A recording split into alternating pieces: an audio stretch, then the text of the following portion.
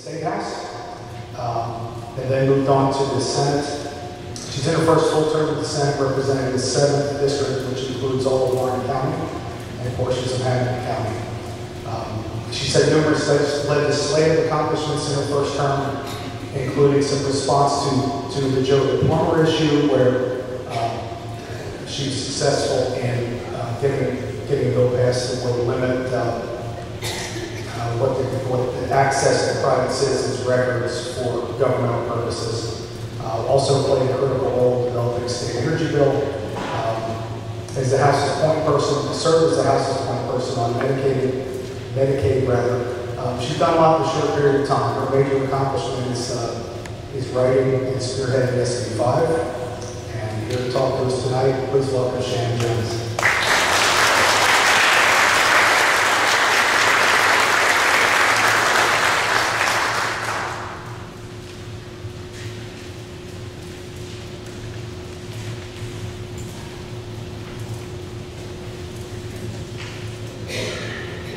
Good evening, everyone.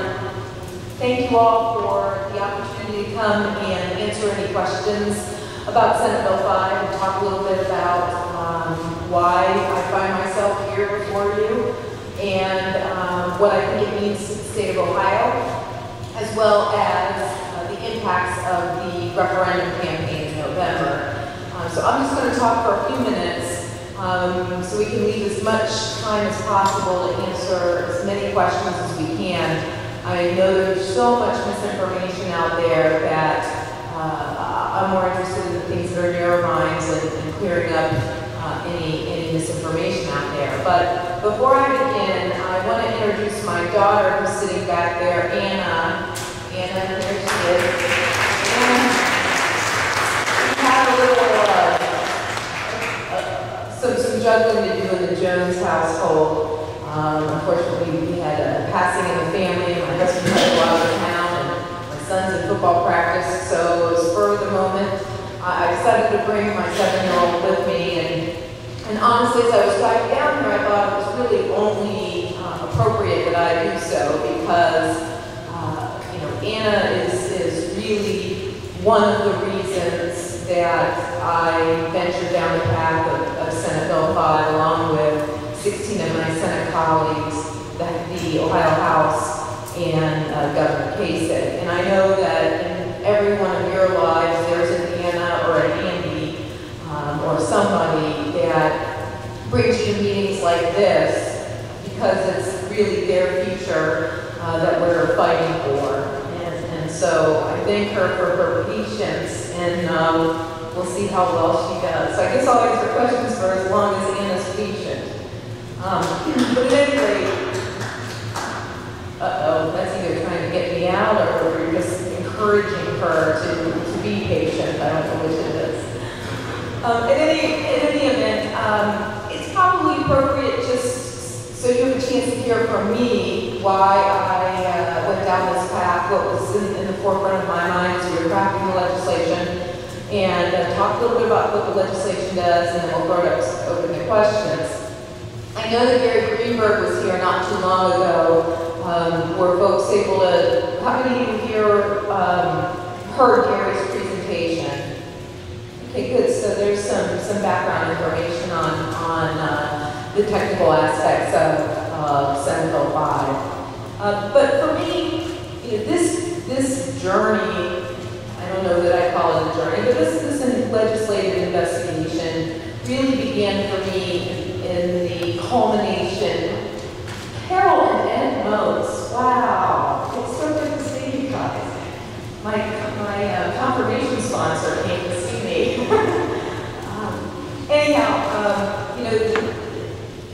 During the last budget, one of the things that really struck me, and this is now over 2 years ago, was we were using so much one-time money, largely in the form of the so-called stimulus from the federal government to balance our budget. I really was frustrated and concerned about when you don't make structural changes to the budget and you plug the budget deficit with one-time money, what happens when that money goes away? And so you have a $54 billion budget, as Ohio did at the time, with $8 billion plugged in and various machinations into the budget, knowing that that $8 billion is going to be gone, how does the state keep from falling off the cliff? And we really tried, at the time, I was in the Ohio House, and I was in the minority party, and really tried to work with the majority Democrats to get them to make some structural changes so that we could bend that cost curve so when money came out, we didn't fall off the cliff. Well, that wasn't terribly successful, as you well know.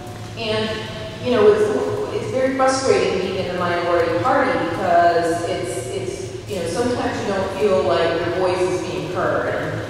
And so while, you might give a great speech on the House floor and you might pound your fist on your desk, it really wasn't enough because I was concerned about the people that I represent and our local government partners that I represent. And I really felt that they needed to understand what the state of Ohio just did to them. And while they weren't feeling the pain, it was just one more example of the state or government kicking the can down the road. And so I went on a crusade, if you will, and I remember it vividly because it was before the Halloween of 2009, because I sort of got the nickname the Grim Reaper from people in my community because I went about and told the truth. And sometimes people didn't want to hear that truth. And frankly, I didn't want to have to tell them the truth. I wish the truth was different. But the reality was, those political subdivisions, our schools, our cities, our townships, our villages, our counties, were going to have less money because the state was going to have less money. And they better know this so they have some time to prepare for it. So I went to public city council meetings and township trustee meetings and county commission meetings and school board meetings. I went to chambers, I went to Rotaries, I went to Kiwanis clubs. I went to where there are two or more to say, look, we are living way beyond our means and we better get our heads screwed on straight. And I'm telling you this because I believe I have an obligation to you as my constituents. You entrust me to tell you the truth. And even if I don't like to do it, I have to do it. And that was the commitment I made to them. So some communities accepted that better than others. But I felt that I needed to do that. And through doing that, I also had the opportunity to serve on a budget commission because what the Senate realized once the budget, after the House was done with it when I was in the House, the Senate realized the same problem. And the Senate Republicans put language into the budget that said that we needed to have a commission that's going to look at this steep drop-off, and we're going to look at structural ways to bend that curve. And so they established a joint committee on budget management. And I was fortunate enough, I talked to then Senate President Bill Harris and asked if I could be a part of that committee. It was a committee of 2 Republicans and 1 Democrat from the Senate, and 2 Democrats and 1 Republican from the House. And I was fortunate enough to co-chair that. And this was a real learning experience for me because I really thought last year that, I knew the stakes were so high. I knew people were telling me they didn't want to pay any more in taxes. I knew that they were sick and tired of us kicking the can down the road. And I thought that we could have a really honest dialogue in public because when you do things in the light of day, I believe you get really good results. And so I tried to push that conversation into the light of day. There was this little governor's election going on, and I may have been in the minority. But one of the things that we were able to accomplish was to really bring the forefront out in public, as my mom would say, in front of God and everybody, what our fiscal problems were. And so people were really prepared for what we were about to enter into. And, while that is a useful purpose, I just felt like, we needed to do more than just educate people about it. I knew that that was important. People needed, they were telling me, we don't want you to raise our taxes. Well, okay, I'm for that too. But we gotta be willing to make some tough decisions. But you can only make those tough decisions if you really understand what they are, because everything's a trade-off. And so, I sort of went in the background and started working on an issue that I continued to hear about, frankly, my entire time that I was in the legislature. I would hear the same question posed to me. How is it that my superintendent tells me that staff is getting raises, but the staff says that they didn't get any raises, and yet the school district keeps coming back to me and asking me to give them more and more money? How can that be, both of those things be true? And the reality is the way the system is set up is that both things can technically be true at the same time. And so, as I started to dig into this, I certainly understood people's frustrations, because it's a very confusing system, and frankly, one that I think, having spent some time, you mentioned Joe the plumber, in my personal belief on the role of government and our personal information and how we operate as a government, I believe we need to be as transparent as possible, and I think that in this area some transparency was really needed. And so I just went on a quest to learn about it, and I traveled around the state and I talked to elected officials of both parties, and frankly the party question really never came up, because it wasn't an issue of partisan nature. It was really a function of administration and how are you going to manage your budgets as you're dealing with less money, and in the future you're going to get less money. So that's where the conversation began. And so certainly as I was out talking to my councils and in my community, telling them, here's what's going to happen. You're going to have less money in the local government fund. You're going to have less money in state share for your school districts. And even though I couldn't tell you how much it was, I might not be the brightest bulb in the chandelier, but I understand math. And 54 take away 8 is a big gap. And so I knew people were going to have less. And so, they'd say to me, well, we're happy to deal with less. Well, we don't like it. We've got to have some ability to manage through this, and you don't have any flexibility to do that. So, I just spent my time listening to people in the field and elected officials who were struggling all over the state to manage their budgets, who earnestly, they know there's no profit motive in it for them. They volunteer to serve their community. Many of these people who serve on school boards, I think they make $100 or $150 a meeting. They're not doing it to enrich themselves largely. They're doing it because they care about their community.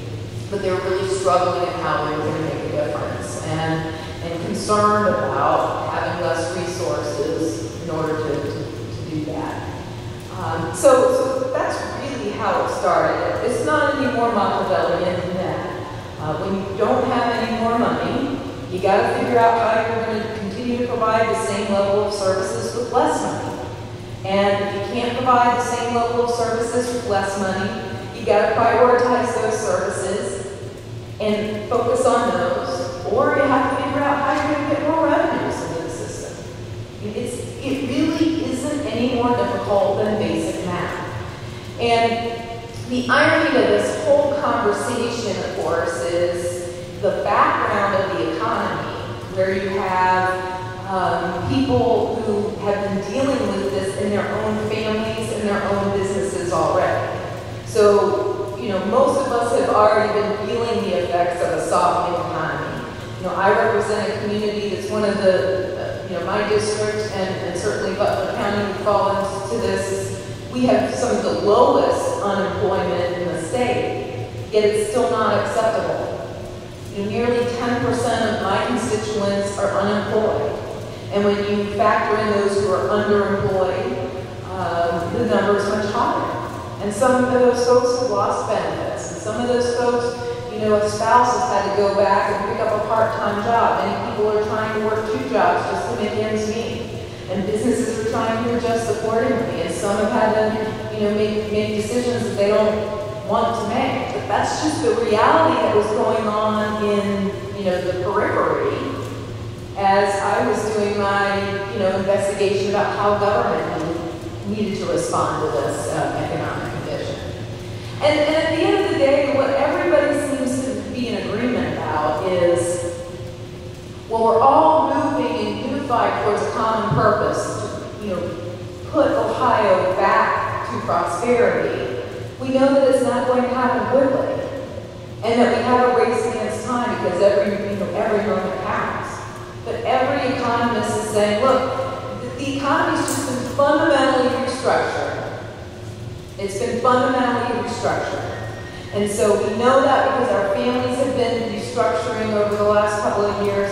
Businesses have been restructuring over the last couple of years. And so it just stands to reason that government would think about those cost drivers too. And so, in consultation, once I started to put all of this together, we started drafting. We're probably 6 months into active drafting, where you draft something and you take a look at it and you realize, okay, I need to make a policy change, and you continue to rework the legislation, and then consulted with our leadership team, and we started making other decisions about it. Introduced the bill at the beginning of the year as a priority bill, and I was really proud of the work that President Niehaus and the entire Senate Republican caucus did to advance this debate. And it's been a tough one, but I got to tell you, I think it's a really important one. I've never said that this is the panacea, the silver bullet that fixes us. In fact, I've said just the opposite. This is just one piece of the pie. Sure, we have to look at things like sentencing reform, and we're doing that and have done that in the legislature. We have to look at things like Medicaid reform, and we're doing that and have done that in this budget, but there's still more work to do. We have to do things that examine the fundamental structures that drive the costs to see how we can restructure it to get these things sustainable over time. It's not about eliminating, it's about rethinking, transforming, allowing us to keep as many people employed in a way that's sustainable. That's what Senate Bill 5 is really all about. And, in a nutshell, we think the reforms are very, very reasonable. It's things like, we believe that asking our public employees to pay 15% towards their health care and their family's health care is reasonable. Particularly in a state where the average private sector worker pays 31% towards their health care. We think 15% is reasonable. We think asking our public employees not to pay the employer's share of the pension, but the employee's share of the pension is reasonable. We think that's reasonable. That's what Senate Bill 5 is about. We believe that in order to deal in an environment where we have fewer resources, we have to establish a compensation system that's based on performance. It's how the private sector works. In fact, it's how elected office works. We believe that our public employees would do very well under that system, and we think it's reasonable to ask people to be paid based on performance, not paid because they existed in a job for another year. And the way the system is right now is irrespective of your contribution, irrespective of the quality of your work, you get an automatic raise because you existed in your job for another year. And so, when we talk about collective bargaining, that phrase seems to really incite a lot of, anger, a lot of heat. But when we talk about the specific reforms in Senate Bill 5, what does that mean?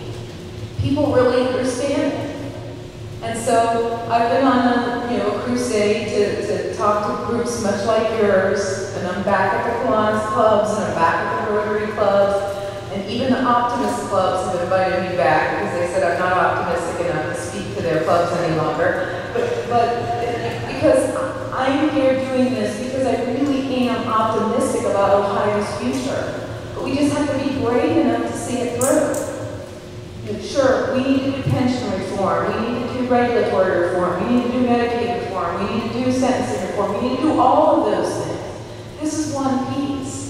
But I can't stand here before you and say, I'm willing to kick the can down the road again. And I'm going to leave you with 2 examples, and then we'll open it up for questions, because these are 2 examples that really hit home with me. During the public testimony, there were 2 members of Cincinnati City Council who came to testify, both of whom were independents, by the way. And they came to council and said, and by the way, who came to support Senate Bill 5 when it was in the Senate. And what was happening in Cincinnati was they had a trend where the number of their employees was on the downside. So as their budget was getting squeezed and squeezed and squeezed, through attrition, they weren't rehiring employees. So the numbers of employees were on the downside, but they testified to the fact that the cost of those employees, despite that there was fewer employees, was actually increasing on average 18% a year over the last 2 years, and that trend is continuing. So think about it, fewer employees, yet the costs are going up. So as they continue to get constrained, and they don't continue to hire any more employees, yet they can't bring that cost curve down. Now that's a problem. I mean, we can figure out that's a problem. But it's so much of a problem in the city of Cincinnati that one of the ways they've chosen to deal with this is they've shorted their city's pension by $1.2 billion with a fee dollars. Now, how is that right for the public employees? How is that right for the public employees? So that is the biggest example of kicking the can down the road. And so these 2 members of City Council were very brave to come forward and say, look, we have a problem. We have to do something to put this into a sustainable posture. Not popular to talk about. The other example I'll leave you with, because I think it speaks to the real power of Senate Bill 5 since it was passed, and its effects are being felt all over the state. And in my own school district, where Anna and her brother Jacob go, there had been a levy on the ballot for the last 5 elections, and they failed the last 5 times. And as a result, this school year, the school district was going to start the school year over the 2-year biennium with about a $21 million deficit. Senate Bill 5 passes. They were given the impetus to go back to the bargaining table, and by asking their public employees to pay 15% of health care, and for 2 years giving a freeze on raises and a freeze on automatic step increases, and then eliminating the pension pickups, all of these things are in Senate Bill 5. They were able to go from a $21 million deficit to a $6 million surplus. And for our community,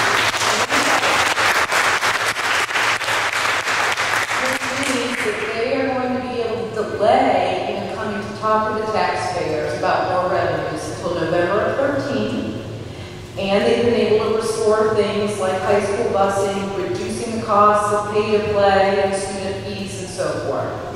And so nobody lost their job. Not a single teaching position was eliminated, and in fact, by hiring and restoring busing, they hired more bus drivers.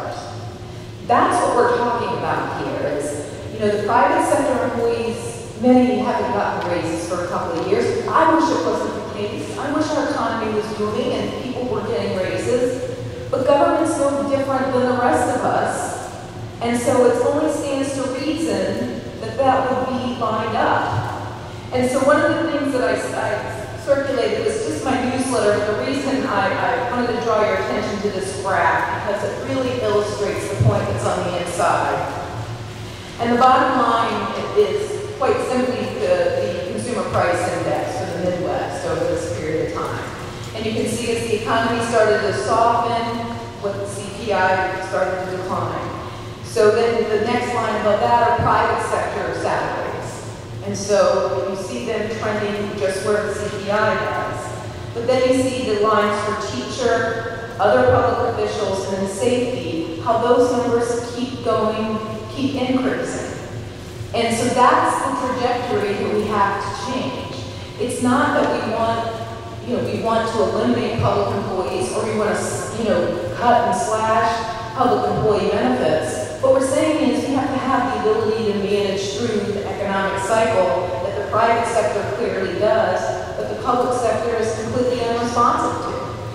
And so providing these tools is going to allow them to be responsive. And, what was in the forefront of my mind is, Ohio is not alone in this. This is happening, these discussions in some form or fashion are happening all over the country. Everywhere from California, who's talking about their pension system that's in a real problem, to Massachusetts, that's talking about eliminating the right for public employees to collectively bargain for health care, not because they're not going to provide health care in the liberal bastion of Massachusetts that's controlled by the Democrats. They're going to provide their public employees with health care, but they're simply saying we can't be beholden to Cadillac plans. We have to have buying power where everybody is treated the same, and that we use the market to help us create a plan that's affordable over time. And those are the kinds of flexibilities that we're talking about. I understand the concern that our public employees have. It's, whenever we talk about change, it's difficult. But when you're talking about, how it impacts your bottom line, it's particularly difficult. And so, I don't blame our public employees for being concerned about this and scared about this. It's no different, though, than the other 94% of people that I represent who are not public employees, who've had this angst for years and are trying to manage through it, too. It's a scary time, but we aren't going to get to the other side if we continue to kick the can. And I just believe in that so much that I'm willing to stand with my colleagues and say, this isn't a value judgment. This isn't a value judgment. This is a basic math problem. And so how are we going to make the math work? Because right now, it just doesn't work. So that's a little bit of background, probably more than you wanted to know about why we entered into this, what I think it really means for Ohio, and why I'm, going to do the best that I can, traveling the state, talking to as many groups as I can on issue 2. As you know, that the signatures have been collected, it's now going to be before the voters. And if you believe, as I do, that these types of reforms are going to help us return Ohio to prosperity, I think a yes for Ohio and yes for issue 2 is appropriate. The other brochure that was passed out is from the campaign. Those of you who are computer savvy can go to betterohio.org. There's lots of information on that. I know that you had some printed out at the tables, and I hope you'll get that. But if you have any questions, you certainly can go there. It's a tremendous resource. You can Twitter and Facebook and all those sorts of things, and sign up for an e-newsletter to keep involved and know what's happening in your community and get plugged in. And so I encourage you to do that. And certainly you can feel free to call me, and I'll do the best I can to answer any questions that you might have that we don't get to tonight, or maybe you didn't think about while I'm just sitting here, or as you're talking in Disciples for issue 2 with folks that may come up and you just don't know the answer to it. Certainly feel free to give me a call. My contact information is in my newsletter, and don't hesitate to call. So with that, I'm at your disposal. Two things.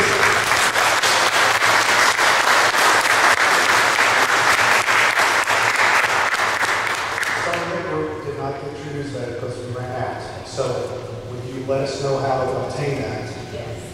All of you guys. I probably have some in my car, so when I'm done, I'll go out to my car and see if I have enough. If I don't, give me your email or your mailing address, and I'll get one out to you. But I may have some in my car as well. Thank you. I'm going to ask the first question. If you have questions here, please line up over there by Big George. Shannon, the question that I have, just to be clear, will you tell us how the ballot wording is going to be and whether we're we're voting yes, we're voting no, it's already passed. Are they bringing it, so we should be voting no? What is our vote on that issue? A great question, and a habit that I've gotten into out of necessity since the passage of Senate Bill 5 is I've talked about this legislation and this law, Senate Bill 5. I need to now talk about it as issue 2.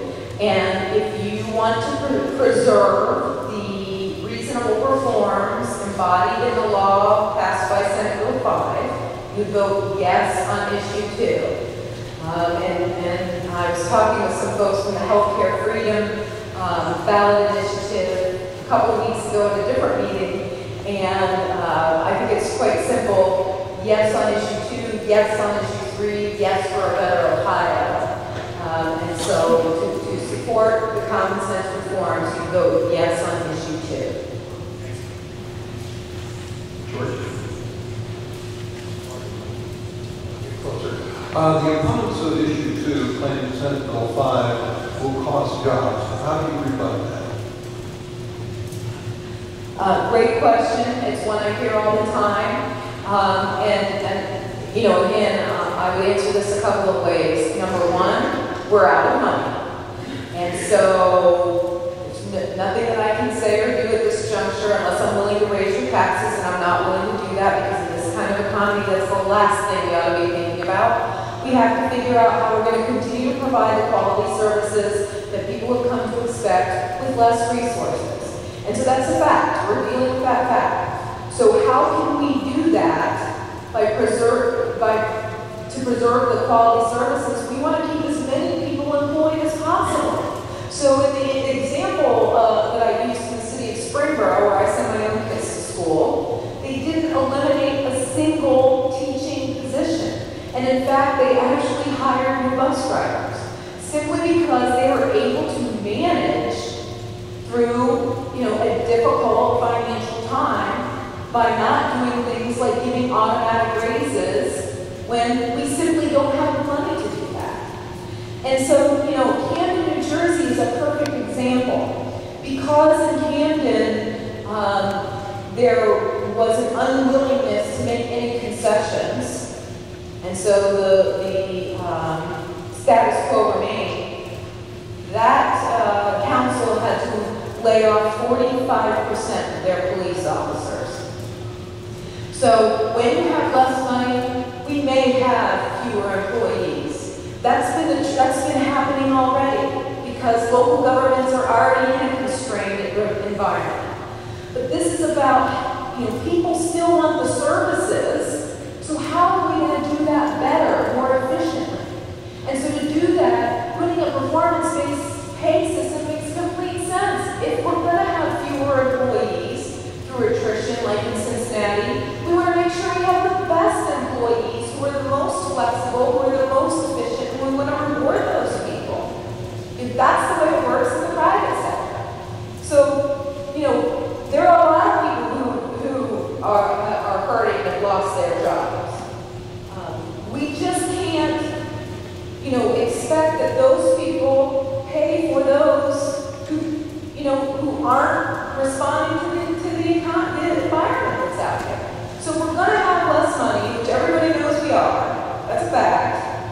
But yet everybody wants to continue to have the services. That's a fact. And nobody wants us to raise their taxes. I mean, that's about the only thing that we've been in agreement on, Republicans and Democrats in the House and the Senate and the governor. I mean, then Governor Strickland, current Governor Kasich, were in agreement. No new taxes. Even when we were debating this bill in the Senate, the minority leader of the Senate, the Democrat minority leader, said, oh no, I'm not for Senate Bill 5, but I'm not for tax increases either. Okay, so what are we for? What are we for? So this isn't about job losses. While that is happening anyway, this is about keeping and retaining and rewarding people based on performance and giving management the flexibility to keep as many people employed as possible to continue to do the services that we expect them to do. I wish it were different.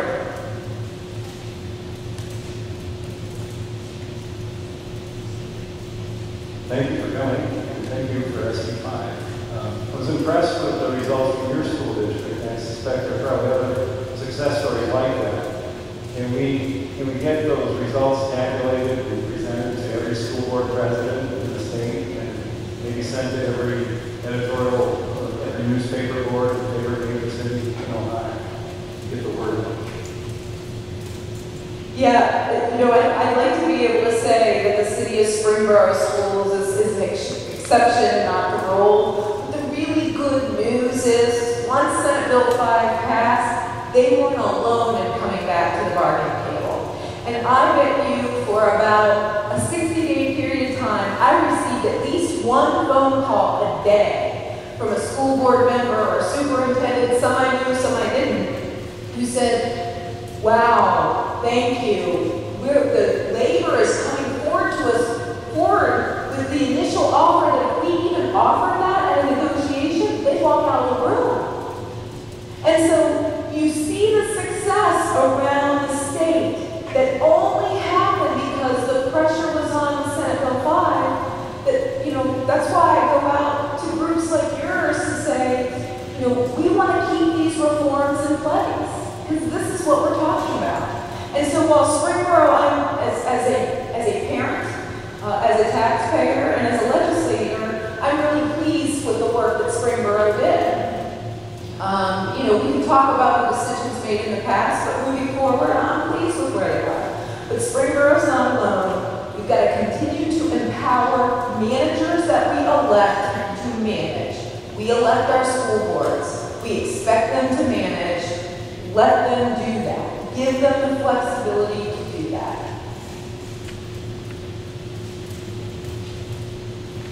I have two questions. First has to do with the fact that once SB 5 was passed, there was a number of school districts that immediately got rid of step raises and took action.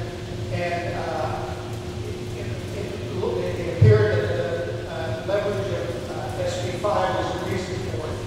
However, my concern is if it doesn't stand in effect, what's going to happen is they're going to go back. And in fact, that's why you see that they increase the union dues and fight SB 5. So one of the things I think people have to be concerned about is, even though it looks like they're responsive to it, I don't know if it's in good faith or whatever the reason is behind it.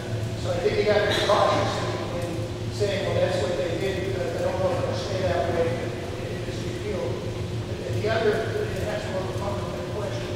The question I have is, I look at the chart you have here, and you state there that this doesn't include the step raises, okay? Now, in Lakota, for example, that typically is like 3% a year. And so this chart here shows the difference between CPI and the teachers, as an example, is understated. And in many cases, the meaty part of the engine that was driving the salaries up was the step raises. And I just wanted to ask you why you chose to leave that out. Great question, and I was remiss in making that clarification. You can see in the footnote, I do mention that it doesn't include the step increases. Quite simply, the reason why it doesn't include step increases is there are over 3,000 bargaining units in the state of Ohio. And the only way you could calculate that information would be to literally go to each and every contract over the period of 10 years and figure that out on an individual bargaining unit by bargaining unit basis. And so it's statistically impossible to do. The real point that you make is that much of the cost driver is in those things like step increases. And step increases are basically seniority pay, the pay that you get in addition to a raise because you existed in your job for another year or 2 or 5. And so the numbers that you see on the graph would actually be significantly higher in many cases, but I have no way to portray that on that graph. And in the interest of being as conservative as I could be, because that's my nature anyway, I just didn't fool with it, but made that footnote. And it's an important one. You raise an excellent point, because that is really continues to drive those costs upward.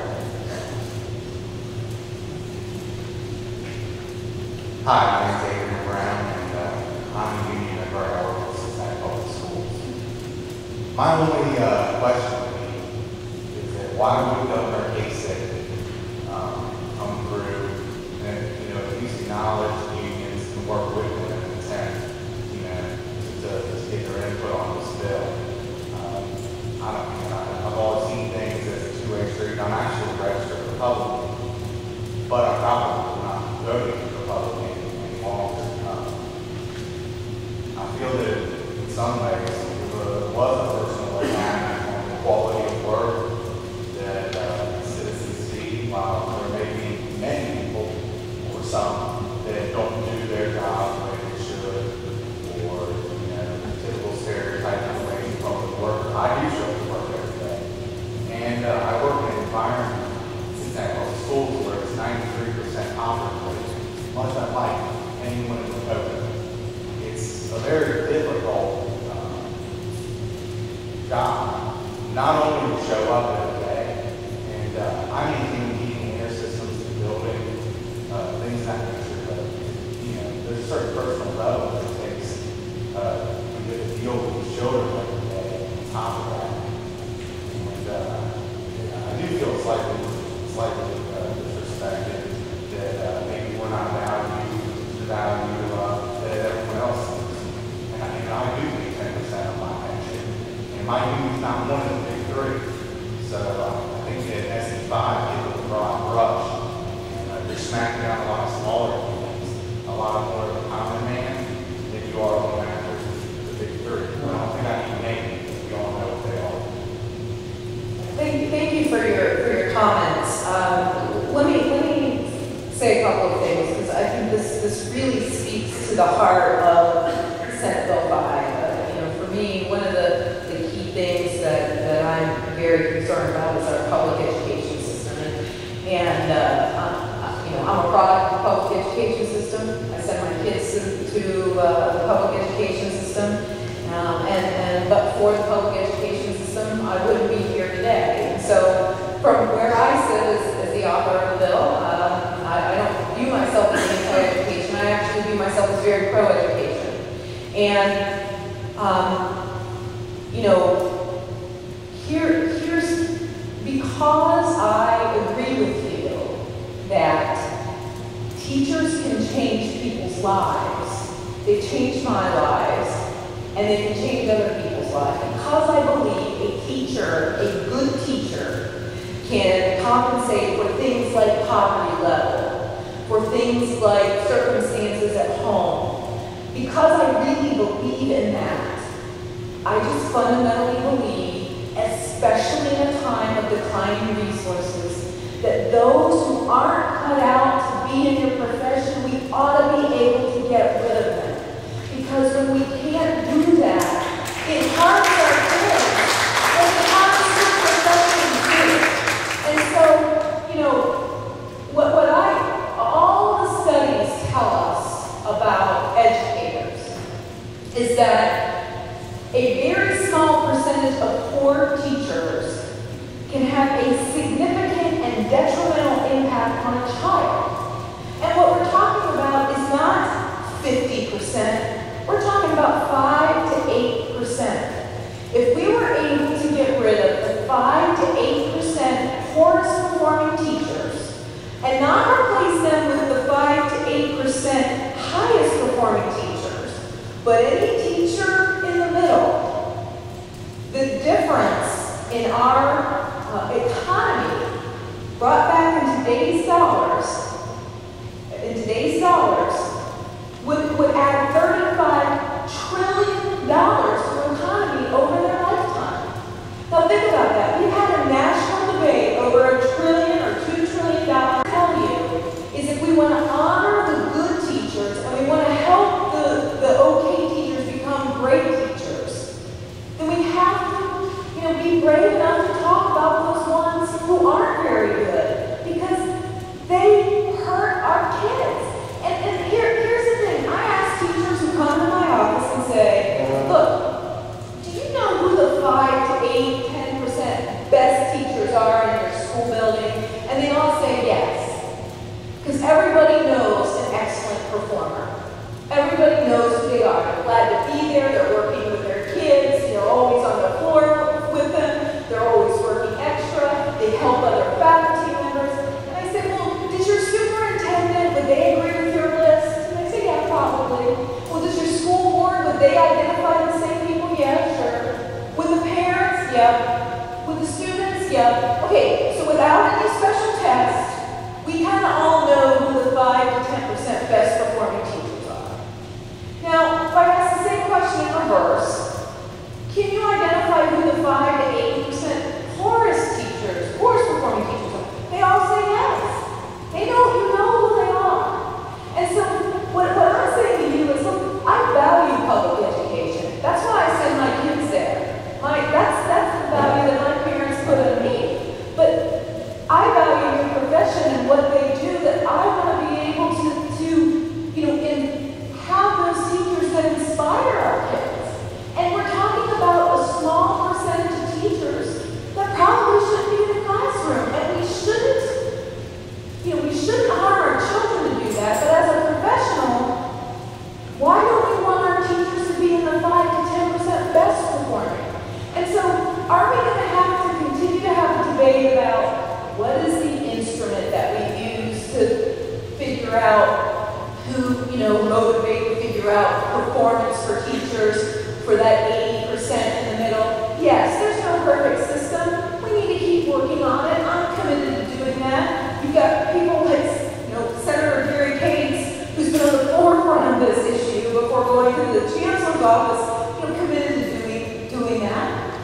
But we have to be willing to say, you know, it's wrong to protect 5 to 8% of poor performing teachers in a declining economy when we can't afford to do it, particularly when they're hurting our kids.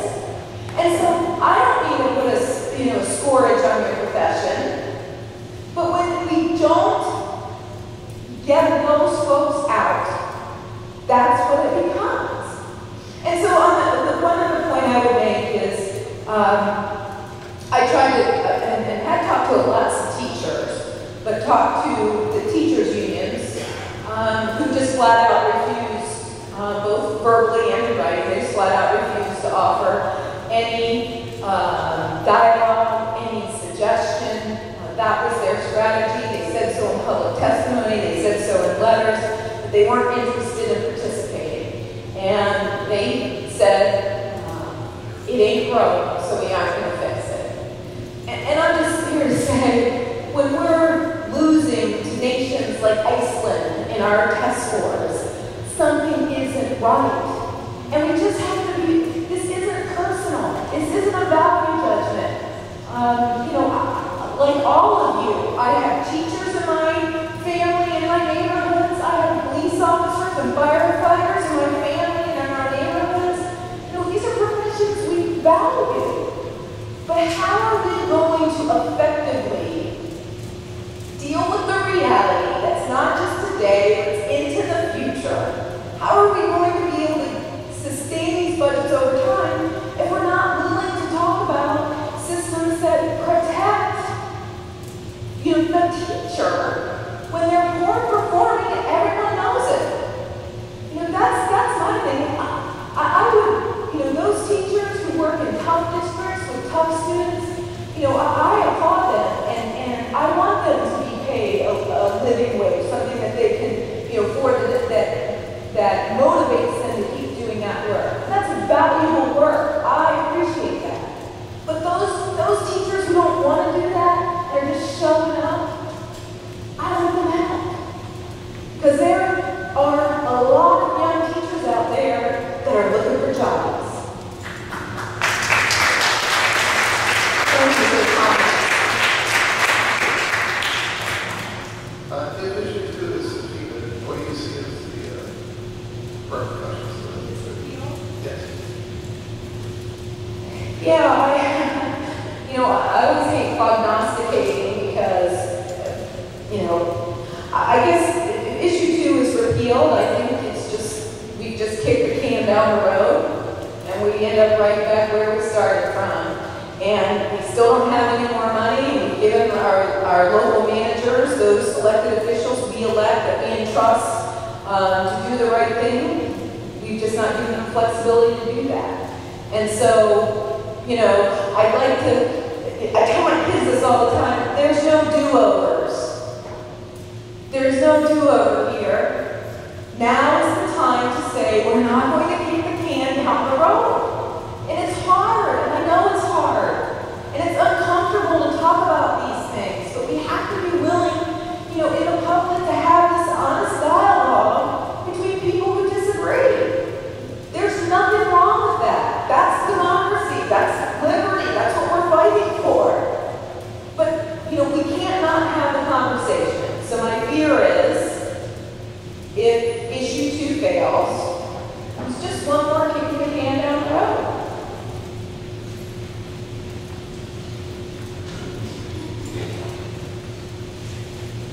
This repeal is probably very devastating, because we sent you guys to the state to write this kind of bill. This is what we want, a lot of us. Timing is of the essence. You guys got it done in a period of time. However, this repeal attempt is now going to delay everything. Now, I think one of the greatest things that I happen to see in the literature that stayed in the bill was and I know a lot of teachers feel this way. They don't like to see that they have to be a union. If they want to be, it's there. You didn't take that away from them. But if they don't want to be, that's there too. That's very important. My question is, when does this take effect? Because if it had taken effect already, like it did in Springboard, like we saw how districts came to the table, labor unions came their way that you had never come before. They would laugh in everybody's face if we initiate anything of a compromise. And now, all of a sudden, because it's still. If Senate Bill 5 was alive right now, not prior to this repeal, we wouldn't have this avalanche of school levies that are going to hit the entire state this fall when they go to balance the budget. So when do we get it?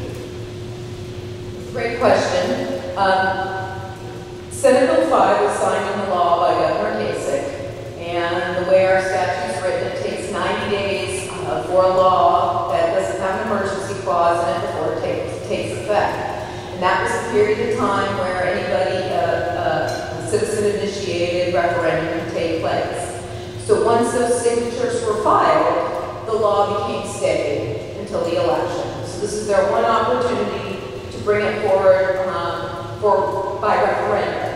And so the law, while it is the law, is effectively stayed. So once the election happens, and if issue 2 prevails, because we voted yes on issue 2, then the law is allowed to go into effect. And one of the reasons why in the Senate, when we initiated this conversation, we wanted to do it when we did it, is because we knew no matter when we did it, it would be subject to referendum because people would oppose it. But we wanted to get it on the ballot this year so that the cities and townships and villages and school districts would have the tools sooner rather than later. So that's why we had to do it now. We can't kick the can down the road for another year, because if we didn't have it signed into law by April the 6th, if it was April the 7th, then the referendum election would be in November of 12. And so a whole nother year without the flexibility to do what's needed.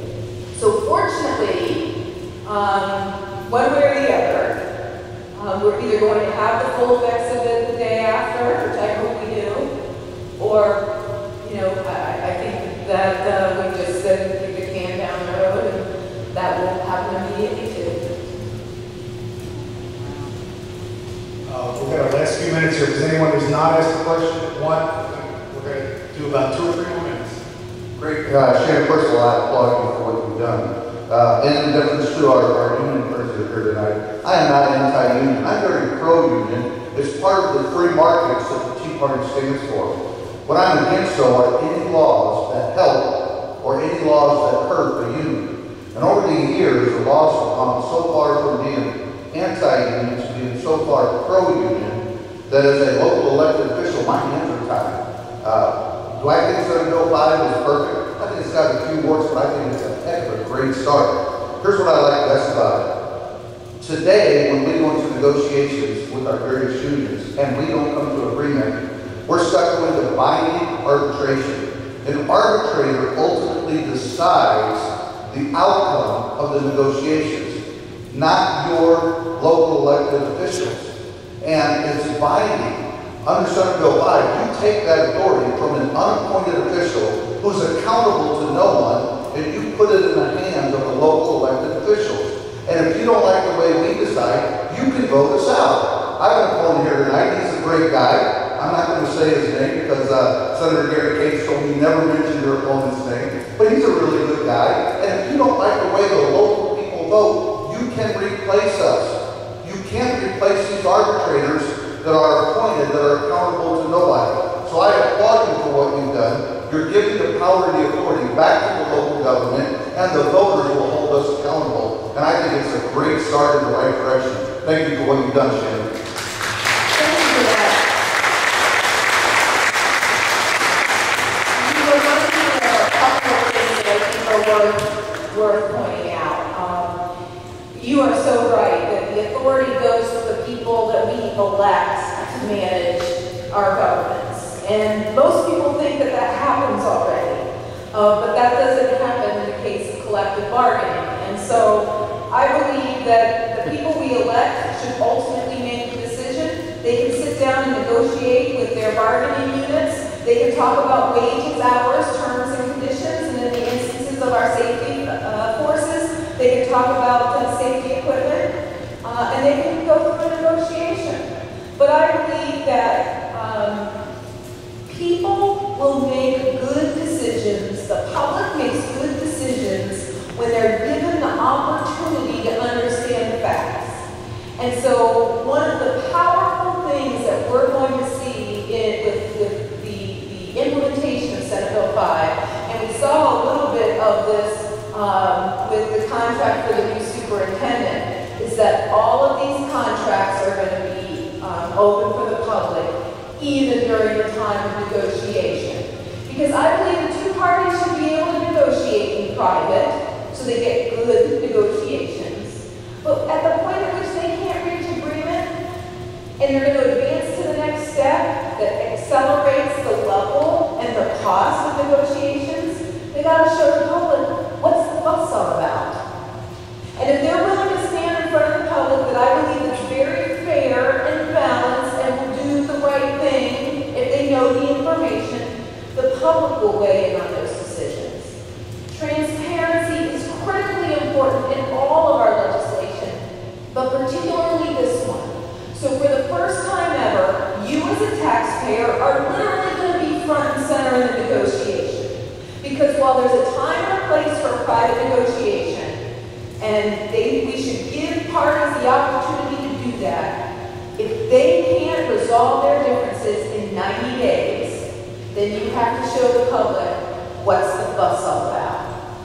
And I believe that most public employer and public employees will be in agreement within that 90-day period of time. But irrespective, as soon as the contract is signed, then each public employer is obligated to post on their website and publish conspicuously the terms of those contracts in a way that you and I can understand. So there's no more hiding behind, our teachers didn't get a raise, but what they got were step increases or longevity pay or maybe a pension pickup or maybe a health care bump or a whole variety of things that you and I think of, well, those are just raises.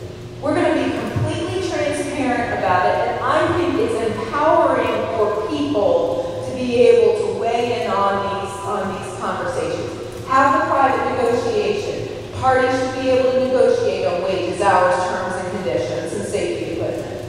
But if you can't come to agreement, the public has the right to know what's all the fuss about. Why are you spending more of our tax dollars to litigate this? And they're going to force people to come to decisions. And then when those decisions are made, we all have the right to know what we're paying our public employees, cost is of the services that we're demanding. Because it's just not enough to stand and say, I'm not for tax increases. I'm not for tax increases. But I'm not saying that because I think it's the politically popular thing to say.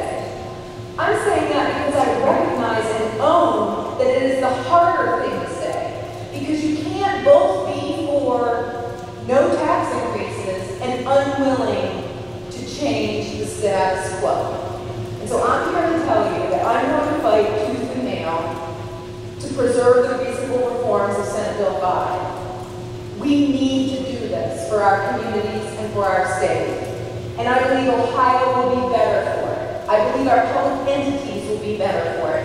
And I believe our public employees will be better for it. And it's hard, and it's maddening, and it's frustrating. But at its core, it's just very, honest, basic math problem. That's all this is a math problem. And so this is my attempt to solve the math problem in a way that's fair for everyone, that's reasonable for everyone.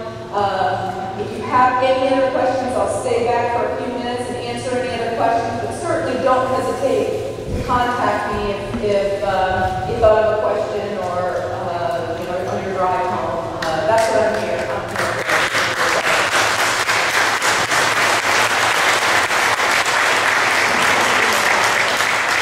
Thank you.